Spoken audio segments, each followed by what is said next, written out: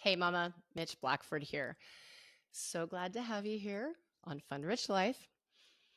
Okay, today I got to tell you, if there's one thing that I used to be a pro at, it was beating myself up.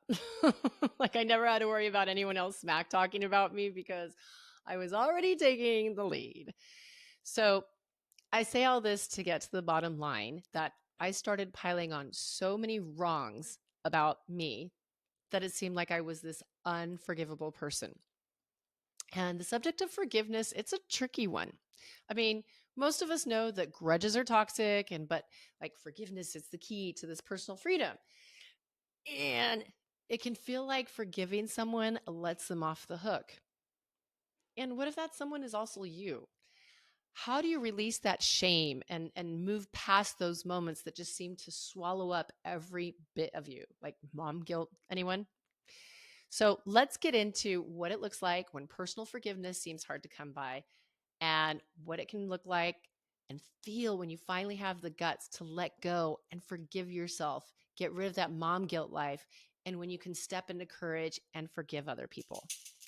Let's get started.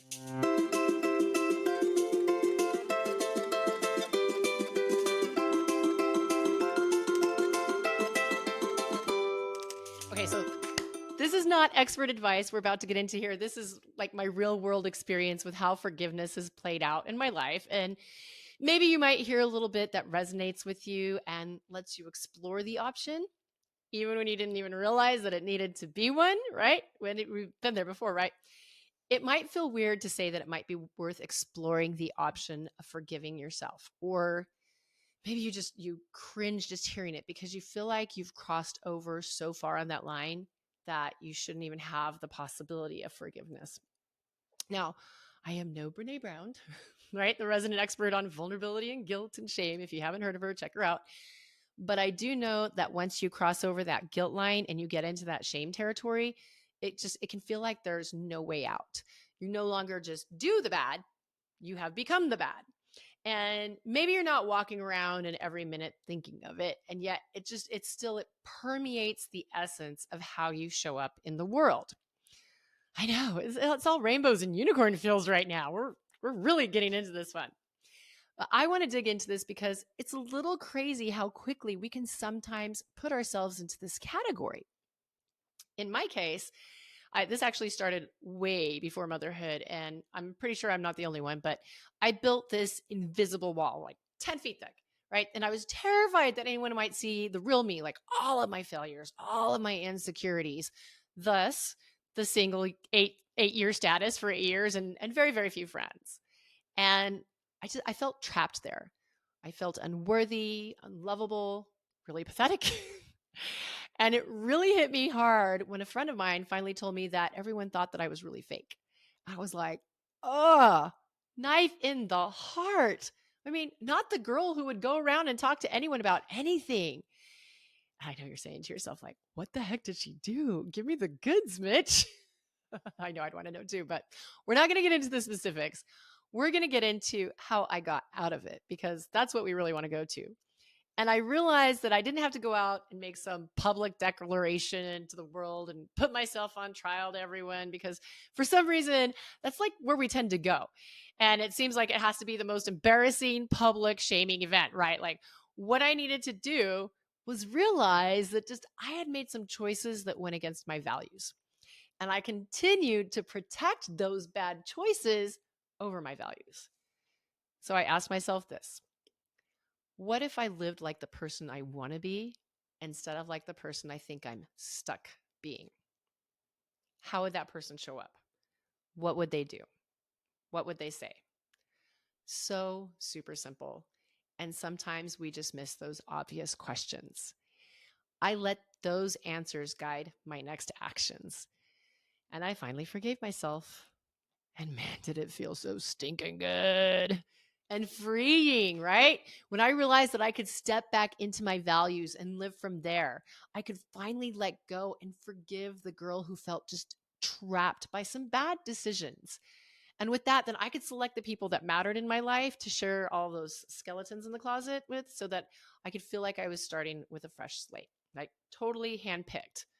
And then I could build from there. And I did. And I got together with those people that mattered. I got vulnerable, which of course was super, super scary at first, but then it was really cool because it gave these beautiful people a chance to speak life into me and to get to know that they could trust me with their stuff too, right? Someone's vulnerable with you, you feel safe with them. And to me, to this day, if something keeps me up at night because I don't like the way that I showed up or I said something or whatever it is, I make sure I go and I clean it up with that person as soon as possible. Even if that person is me, which really helps alleviate the self bashing that I used to be super good at. And sometimes I've done that. I've gone to people and it didn't even register on that person's radar. I'd been up all night thinking about it and they're like, huh? But it was something that I felt like I needed to bury my head in the sand about. And so if I feel like that, I go to them regardless of it. I follow through so that I know that I'm going to be that person. I'm going to follow through on my word. I'm going to live in my values. And they know that I'm that person too. So totally lets me sleep at night. And then there were children. Did I ever mention what a wonderful mom I am? How perfect, how great I am at everything? Oh, that was before I had kids. I mean, who would ever lose their temper on a baby or a toddler or a kid, right? They're just these little innocent souls that are learning their way through life. And like no one would ever yell too loud or say something they regret or tug on their little hand too hard, right? And although that was super embarrassing to say, now that we're all on the same page, I have shed some big old crocodile tears after moments of total mom rage. I mean, like the mom guilt is real here. You ever gone through something like that? Here's the deal. Welcome to the wonderful world of momming. Ain't no one getting out without an emotional bag or two, especially if we don't stop to realize why we went there and look at ways to make sure that we can avoid that same situation in the future. So, just like Elsa says, let it go. Holding on to it is just going to keep the pattern running deeper and deeper because when we mom from guilt, it doesn't usually end well. At least it hasn't for me so far. So, what do you do? This one, we're breaking it down into 3 steps, and I even made sure it rhymes so it's easy to remember. Okay, you ready? Number 1, apologize. Clean up the mess. Maybe your little one is just a baby, apologize anyway. The point is that acknowledging the mess up, not only to yourself, but to your kid, is healing. Like, just like you make them apologize for their mess ups, we have got to do the same thing. Number 2, you ready for the rhyme? Recognize. Look back on the situation and see what caused that moment to go down the way that it did. What were you really putting your attention on? Remember last week's episode where we talked about where you give your attention, what you're attending to? So, what happened before that situation? How little sleep did you get? Just you want to be a detective, get your little sleuthing stuff on, and you just want to be digging in. And you might be thinking, well, it was my kids that set me off. And yeah, they probably, have a little bit to do with it, but they've probably done something similar before and you were able to handle it because the back of your mind wasn't paying attention to something else that was already bugging you. So that's why we really want to dig deep. And then number 3 is strategize. If that situation comes up again, what do you need to do to get a different result? We all have these signals that we give out when we're in different moods. So you want to learn yours and recognize which one you need to watch out for. What will you do when that signal goes off so you can calm the situation, right? You want to have a plan in place so that it's easier to follow through. So, like for me, I know when my body starts tensing up, I'm like, oh, like just everything's tight. It is time for me to step back and do some deep breathing. And I also know that I need to mentally check what's really bugging me before I let all those wild words out on the loose. And here's the thing, you might not get up to that recognized point, or you might get to that recognized point a few times and you never hit the strategy. And it's okay. Just again, let it go. Don't fall into that shame track because it doesn't happen right away.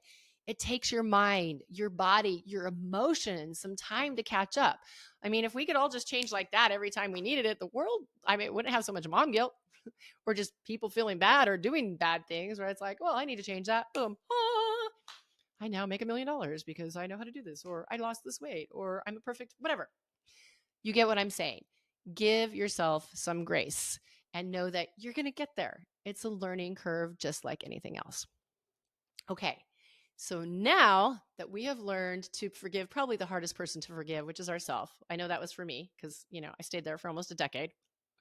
Oh my gosh, that sounds really bad when I put it that way, but it's true. And again, half the time, maybe we don't even realize how much shame and guilt we're carrying around about ourselves, and we haven't been forgiving ourselves. And this is why we act out the way we do in certain situations. So that's why I really wanted to hit that up first so that we could start to release it. Because once you can start to release up, first of all, you're going to start showing up differently, right? And here's the other thing. Now we can turn our focus to, okay, there are some people out there that I need to forgive. And even if it feels like it was an unforgivable offense, I'm sure you've probably heard this before, but if someone offends you one time, no matter what the offense is, that was one time. But every time you relive it in your mind because you carry that bitterness and that anger and that pain, guess what? You are now the one who is hurting yourself over and over and over again about that one offense that they committed. And I know that's a really harsh pill to swallow. It doesn't sound nice. It doesn't sound fair. Um, and there are some horrible things that have happened out there, and I'm not going to deny that. And at the same time, the only one that can replay it in your mind is you. And we can choose to hold on to it, and we can live life out of that trapped feeling. Or we can choose to let go of it and start living life from a different place. Now, this is something I was hearing from someone who she'd gone to a therapist about. I think she was getting divorced, and so she had some forgiveness issues with her ex-husband. And I loved what she said. Her therapist said. He said, "It can. The incident happens once, right? The fact happened once. The impact can happen multiple times, right? That's us replaying it, reliving the pain over and over again. And by the way, this is true of us as well, of the things that we need to forgive ourselves about, right? How many times have you beat yourself up over the same thing over and over and over again? And we wonder why we keep going back to that bad thing because we're already telling our brains that this is who we are. So we're repeating that pattern. Let's get back to other people though. The fact happened one time, the impact can happen multiple times, and you can still forgive it. You can still forgive it. And forgiveness doesn't mean that that you are saying this was a right action that you did, or that it was okay, or that it is acceptable, or any of those other things. Doesn't mean that. It just means you are now willing to let it go because your life deserves to live from a stronger place. And then when the impact comes back again, it doesn't mean that you messed up and it's like, oh crap, I'm not good at forgiving people. No, it just means that your body needed a little extra time to process one other part of it. Oh, okay. It's okay. Now I can let go of that part too. I can forgive that part too. And you're going to find that each time you step into that forgiveness, even if it's over the same thing, you're going to be able to feel a little more free. You're going to be let go out of that trap even more. And it doesn't have to be some 12-step process or whatever there is. And, it's something complicated. We always feel like it has to be complicated. It's super simple. It is, I am releasing this energy around this incident. I am going to forgive it. I'm going to forgive that person. I don't have to let them back into my life. I don't have to say that they were right. All of these things that we already went over, it just means that I am not willing to live there anymore. I will not be a victim to this fact. And when the impact hits me again, I will release and forgive whatever needs to be released at that time. And here's the thing. We forget that we do some things as well that others may feel really impassioned about not forgiving us about. Even those of us who feel like, but I'm a good person, I don't do bad things, whatever it is, trust me, there is something you have done in your life that someone else thought was very hard to forgive. And I would bet money that you would love nothing more than to be forgiven because in your heart of hearts, you never meant to hurt them. It was something that happened, and maybe you were in a moment of pain. And that's the key. People who do things that hurt people are usually doing it because they are in pain. They have gone through something that they show up in this way. And the longer that you hold on to anything that you are not able to forgive, guess what? That bitterness is going to grow on you. And guess what? Now you're going to start acting similar or have these patterns that come out that aren't who you really are. You're going to be living from a place that is not the beautiful, bright you of love. You're going to be holding on to it in a way that you don't even realize shows up in everything that you do. And it's going to give opportunities for you to give more of those moments where you're needing to be forgiven. And I know that's not who you are. And I know that's not who you want to be. It's not who I wanted to be either. So you can choose to stay there, to hold on to the pain, to hold on to the incident and be a victim every time you relive it. Or you can choose to let it go, forgive it in a safe way, and just realize that if the impact comes back, it doesn't mean anything bad about you. It doesn't mean anything that, you can't forgive or that you did it wrong. It just means there's a little bit more to clean up. Okay, I can release that. Let it go. Do the same thing for yourself first. Okay. There is so much more that I'm sure that we could dive into here. It's interesting because sometimes I'm looking at, okay, what am I going to talk about this week? What am I going to talk about this week? And something always comes up where it's just like, oh, this is what I need to talk about this week. And I don't know why this one just kept coming up. Like, there wasn't anyone who came into my life and offended me, and I hadn't done anything in particular, but for some reason that was just there, like, hey, someone out there, maybe it's you, needs to know how to forgive themselves and needs to let go of some pain that they're holding on to so that they can move forward and be free in their life and live it like they're supposed to. So to kind of wrap up that story of forgiving others, I have a friend who we were really close for a very long time. However, the relationship was really tumultuous. Okay. And it was either high, high or low, low. And we finally had an incident that it was just like, done. I'm done. I'm done. I can't handle this anymore. Goodbye. I don't want you in my life. And I held on to it for a while because it was just like, oh, man, why did you have to be that way? Why did I have to accept that in my life? Why did I not stand up for myself sooner? So I really had two sides of the coin that I needed to forgive. I was pissed off at myself because I held on to it. I allowed that situation to occur and I didn't stand up for what I needed. And I was pissed off at them because they kept doing it, even though they knew, and we would have the talks. And it was just like, both of us were just doing the same cycle over and over again. And so when I left that situation, I was just bitter about it. I was angry. And it took me some time to say, you know what? I didn't show up the way that I wanted to every time. And now that I finally have, I took that step. So I need to acknowledge that. I took that step. I need to acknowledge it. I need to acknowledge that that person that I wasn't ready, and that's okay. But now I've learned, and I have this wealth of experience that I can go out and I can relate to other people and help them through it too, or that I can transfer to my kids when they're going through that same situation. Hey, baby, let me tell you about something that I see going on that you might want to take a look at, right? Because that's going to happen in their life too. And then it was funny because the other person, I'd be like, oh, I'm going to forgive them. I'm going to forgive them. And then somehow word would get back to me about something they did to someone else. And it would just, it would send me back, right back. And I'd be like, no, nope, they're not ready to be forgiven. As if I'm like the ultimate forgiveness, judge. I get to hold the right to forgiveness for everyone for all time, right? Because this is our brain. This is where we think. And I'm like, nope, can't forgive them. And finally, one day I realized, I'm like, why am I holding on to this so much? This person hasn't been in my life. And obviously, they're having some issues and they're probably still in some pain. And if they've got this stuff going on, it, first of all, doesn't have anything to do with me anymore. And second of all, why do I keep letting myself get mad over this and have temper tantrums over this and change my mood? Like, I'd get in a bad mood for a full day. What the heck?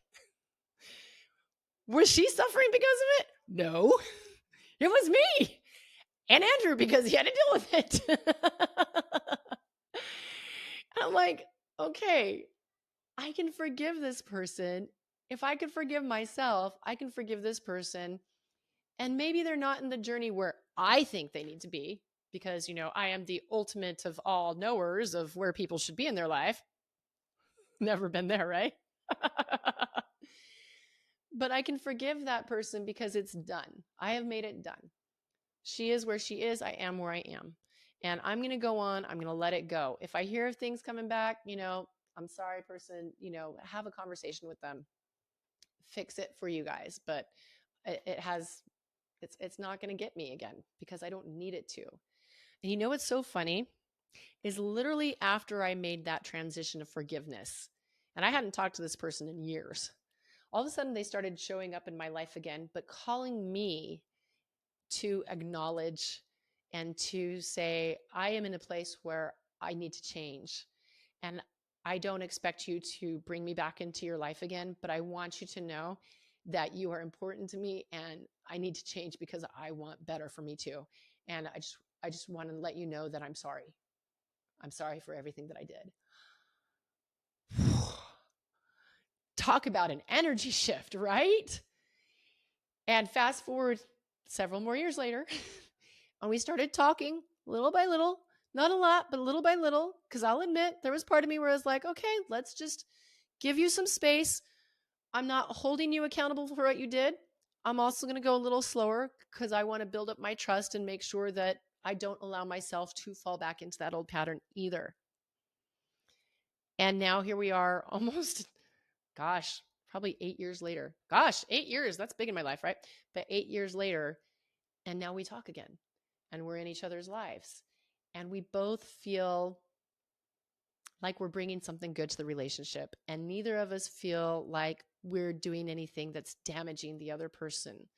And I feel like I'm in a place where I'm empowered that if something were to happen, I would be able to say, hey, whoa, we got to switch this situation here. And I know that she would do the same. And she would also say, hey, you know what? You're right. Let's work on this together. And it's just such a better place to be. So it's amazing what forgiveness can do, not only for you, but it can pass, that energy can pass forward. Yeah. Okay. I hope, as always, there was something here that just kind of resonates with you, and just sit with it. Think with it for a minute and feel like where are the areas, who are the people, but especially with me, where are the areas that maybe I've been beating myself up a lot about and I feel stuck there, and that's because I need to forgive myself so that I can get past it. Because if I don't forgive myself, I'm just going to keep grinding the same way over and over, whether that's through me personally, through my relationship, through my kids, whatever it is.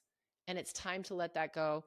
So instead of living out of guilt and instead of living out of all of the things that we pull ourselves down about, we can start to breathe and feel free and have fun and find joy and realize that we have a lot to offer and to give.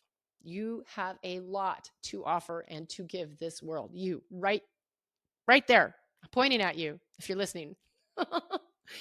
You have so much.